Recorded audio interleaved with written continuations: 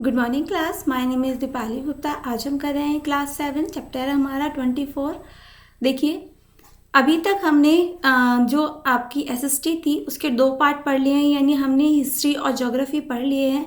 आज हम स्टार्ट करने जा रहे हैं civics.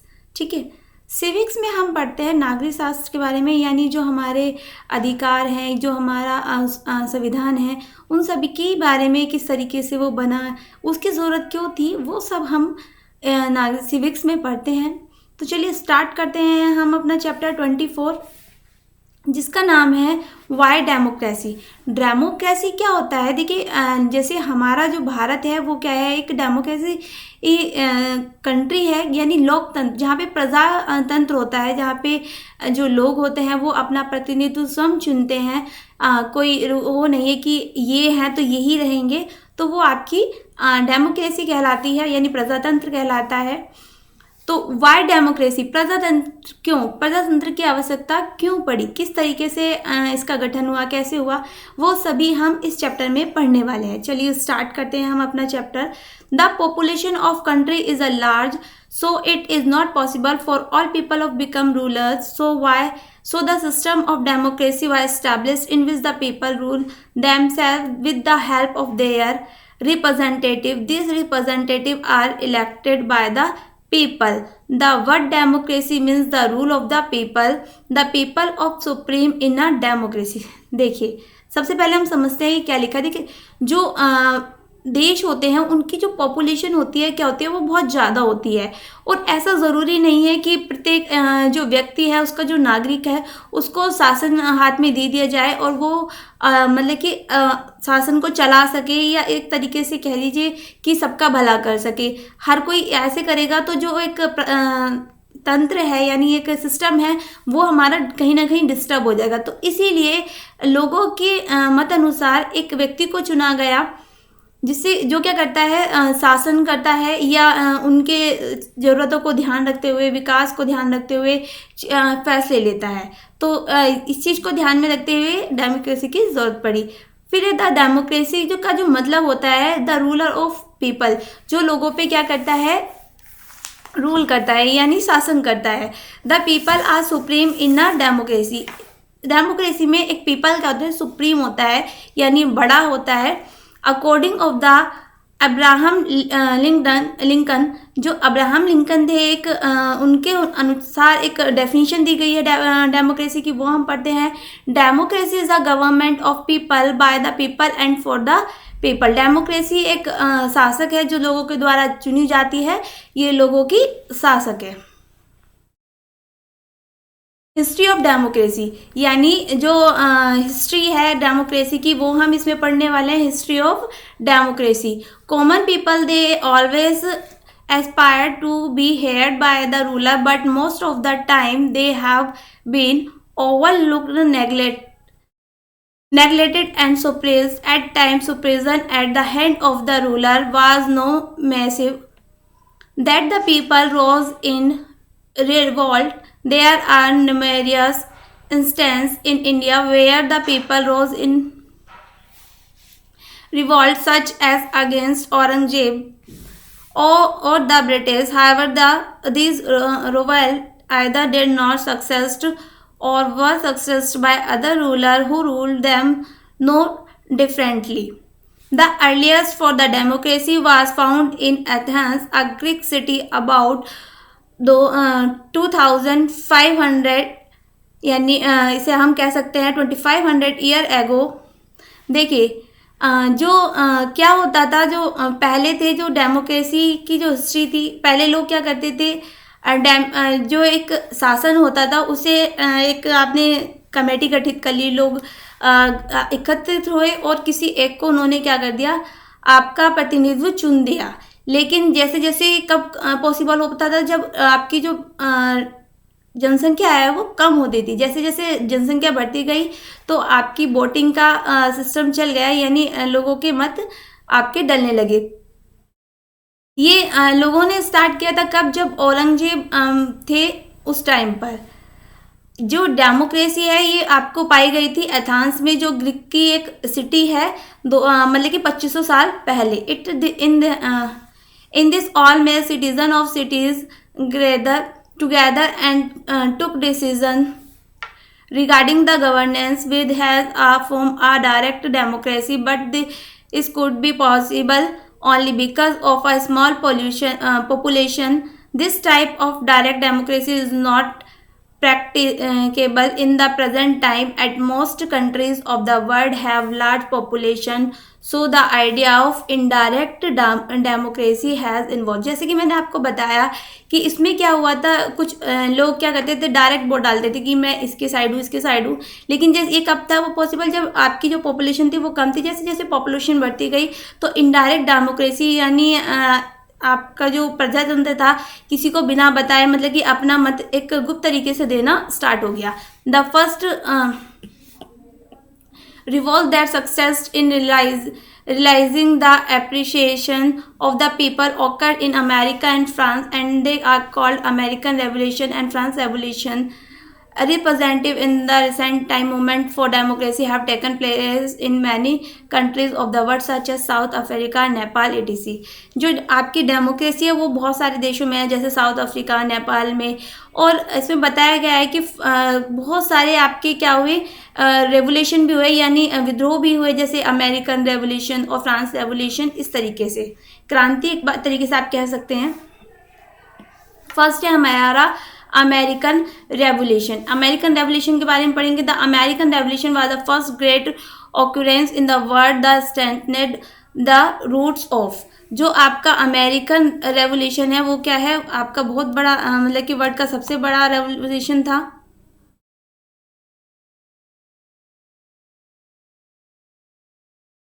Democracy the continent of America was discovered in 1492. The Europeans settled there and formed their colonies. यानी जो अमेरिका की खोज की थी 1492 में की थी और यूरोप वहाँ पे जाके सेटल हो गया. The British to form 13 colonies there. These colonies could make their laws, but they have under the supreme authorities of British government. The British government imposed heavy tax on them, and they were not give any say in the governance. This was the reason that the British settler in America started to think themselves in as independent people, forming the country of America. जैसे कि हमें पता है जो आपका British थे उन्होंने क्या करा, अमेरिका पे शासन स्टार्ट कर दिया और उस पर बहुत ज़्यादा आपके टैक्सेस लगा दिए, जिससे क्या हुआ अमेरिका में स्टार्ट हो गया एक विद्रोह, जो जैसे कि भारत में हुआ था आज़ादी के लिए, अपने देश को आज़ाद कराने के लिए. The 3 main cause that led the people to revolt their economy exploitation by the British government, unwillingness of the people to pay for British army, Gorgeous American colonialism, and their willingness of participate in the politics affected them.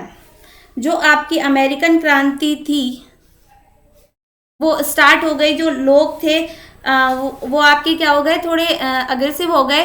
और जो 3 main कारण थे British में आपके विद्रोह के, वो क्या क्या थे, शोषण था और जो आपका अनविलनेस ऑफ द पीपल यानी लोगों के लोगों को कम आय देना, और ये सब कारण थे किसके, आपके विद्रोह के. The American revolution started with the Boston tea party इन 1733. जो अमेरिकन क्रांति है वो आपकी 1773 ईस्वी में बोस्टन टी पार्टी में स्टार्ट हुई. When the people raise their voice again the British monitor by the throwing the tea boxes over board a ship.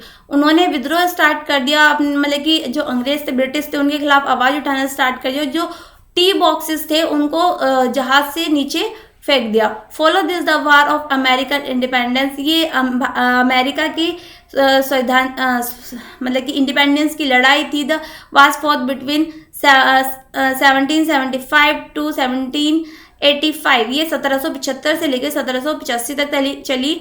Under the leadership of George Washington the president of USA, उस समय जो ये किसी के George Washington के नेतृत्व में चली थी, यूएसए का प्रेसिडेंट थे जो, कब 1776 में। Thomas Jefferson draw on the American declaration of independence declaring all people as equal. और फिर थॉमस जो जेफरसन थे, उन्होंने क्या कर दिया, अमेरिका को इंडिपेंडेंट डिक्लेयर कर दिया और सब लोगों को इक्वल कर दिया। At the end of war the British were defeated at the 13 colonies together from the United States of America. The Constitution of America was written in 1787 and adopted in 1789। जो आपका अमेरिका का एक तरीके से कहिए constitution है, संविधान है, वो 1787 ईस्वी में लिखा गया और 1779 में उसे क्या किया, अडॉप्ट किया गया। The most important feature of the constitution of America is the bill of right. It gives fundamental rights of the people of America. जो इसका मेन फीचर्स है इनके कॉन्स्टिट्यूशंस का, वो क्या है, बिल ऑफ राइट्स, जो क्या करता है, अमेरिका के सभी लोगों को एक समान अधिकार प्रदान करता है। अब हम पढ़ेंगे फ्रांस रेवोल्यूशंस के बारे में। France was ruled by monarchs. The common people were being suppressed by the monarch and the influential people, so they sought of limited the power of monarchy. The France Revolution took place between 1789 and 1799. It started with the storming of the Bastille in 1789 when the person at the Bastille was stormed by the people by prisoner was set free. Later King Louis the King of France was executed in 1793. The monarch was replaced by republican form of government. The Declaration of the Right of Man and Citizen give the people of right of library, equality and fraternity। देखिए, जो आपकी American, अभी हमने revolution पढ़ी, अब France revolution के बारे में पढ़ रहे हैं। तो जिस तरीके से जो फ्रांस में जो थे, पहले राजतंत्र था, क्या था, मोनोक्रेसी था, यानी राजतंत्र था, वहाँ पे एक राजा चुना जाता था और बाद में क्या हुआ, अन्य प्रभावशाली लोगों द्वारा शासन लोगों का दमन किया जाता था।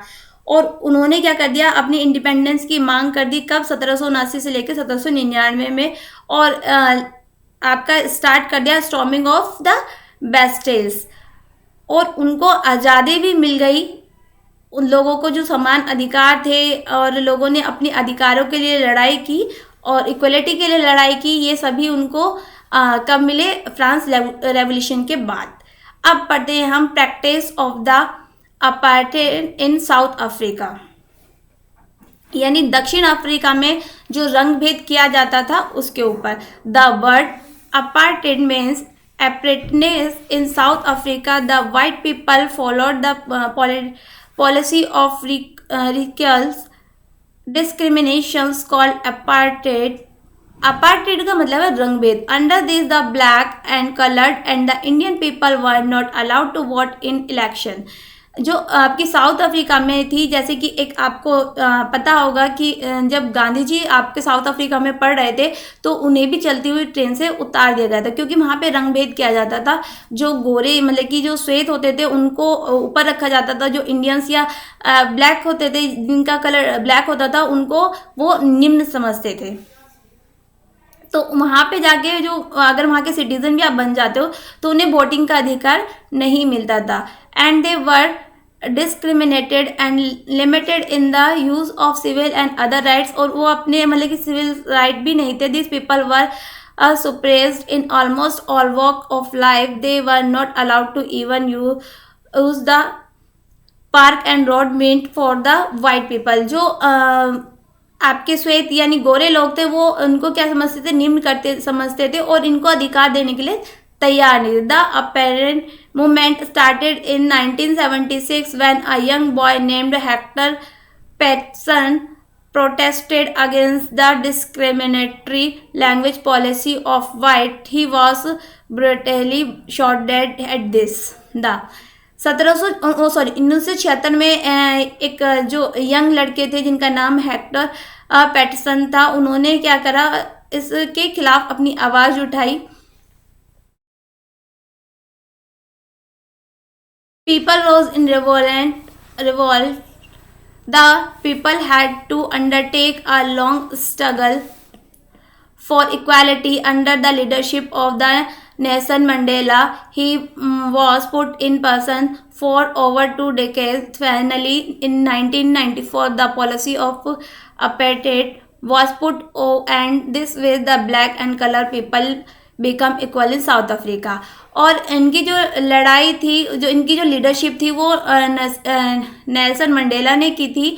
और फाइनली 1994 ईस्वी में क्या हुआ कि इनको अधिकार मिल गए और जो साउथ अफ्रीका में रंग भेद था वो क्या हो गया, खत्म हो गया। ठीक, नेक्स्ट पॉइंट है हमारा different system of powers. There are different system of powers countries. A system of power is per type of government that is found country in the previous class. You can study that there are 3 chief classification of government. जो government मतलब कि 3 भागों में बांटा गया है, democratic और authoritarian system of power, parliamentary और presidential system of power, unity of federal system of power. तो सबसे पहले हम पढ़ेंगे डेमोक्रेटिक सिस्टम ऑफ पावर और authentic system of power. Democracy यानी लोकतंत्र द्वारा जो अपना प्रतिनिधित्व चुना जाता है। ऑथेंटिक जहाँ पे आपका राज एक तरीके से अधिकारवादी सत्ता जो होती है वो चलती है। नंबर 1 इसका पॉइंट है, देखिए, A democracy system of power is elected by the people of a fixed term and that is the government can be changed by the people in elections. यानी जो डेमोक्रेसी सिस्टम होता है उसमें लोग अपना जो प्रतिनिधि होते हैं खुद चुनते हैं इलेक्शन के द्वारा और उसे चेंज भी कर सकते हैं। लेकिन जो आपका ऑथोरिटेरियन होता है उसमें ऐसा नहीं कर सकते। In an authoritarian system of power the executive holds the power of force and it cannot be changed by the people. जो आपका अधिकारवादी होता है उसमें ऐसा नहीं कर सकते, जो है वो है, लोग उसे चेंज नहीं कर सकते। A democracy system to power is answerable to the people for all its actions. जो डेमोक्रेसी होता है उसमें जो आपका प्रतिनिधित्व है वो आपको जवाब देगा कि उसने ये डिसीजन लिया तो क्यों लिया, लेकिन जो आपका ऑथोरिटेरियन है उसमें वो नहीं देता। ये इसमें लिखा है not answerable to the people for the action. वो उसने एक्शन लिया, क्यों लिया, वो इसका कोई जवाब आपको नहीं देगा। The citizen are given a certain basic or fundamental rights and liberties under a democracy system of power. जो आपके नागरिक होते हैं उनको एक अधिकार दिया जाता है, फंडामेंटल राइट्स दिए जाते हैं, लेकिन जो आपके अथॉरिटेरियन सिस्टम होता है उसमें ऐसा नहीं करता, वो डिपेंड करता है गवर्नमेंट पे। A democracy system of power is welfare oriented and took after need of the people. ये लोगों के ध्यान में रख के सोचता है, उनकी ज़रूरतों के बारे में सोचता है। लेकिन जो आपका ऑथोरिटेरियन सिस्टम है वो ऐसा नहीं है, वो आपके कंट्री के बारे में पहले सोचता है, लोगों से ज़्यादा। A democratic system of power allow the people to rise and their voice. यानी जो डेमोक्रेसी सिस्टम होता है वो अलाउ करता है लोगों की आवाज़ उठाने, मतलब कि लोगों की आवाज़ को, या फिर आप कह लीजिए जैसे आप धरना देते हैं या मतलब कि वो लोगों की बातों को सुनता है। लेकिन जो आपका ऑथोरिटेरियन सिस्टम होता है ये does not allow to people express themself. वो अलाउ नहीं करता कि लोग अपनी राय या अपने विचार उनको दे। तो यहाँ पर आज हम यहीं पे एंड करेंगे अपना फर्स्ट पार्ट। नेक्स्ट क्लास में पढ़ेंगे। आज के लिए इतना ही। Thank you.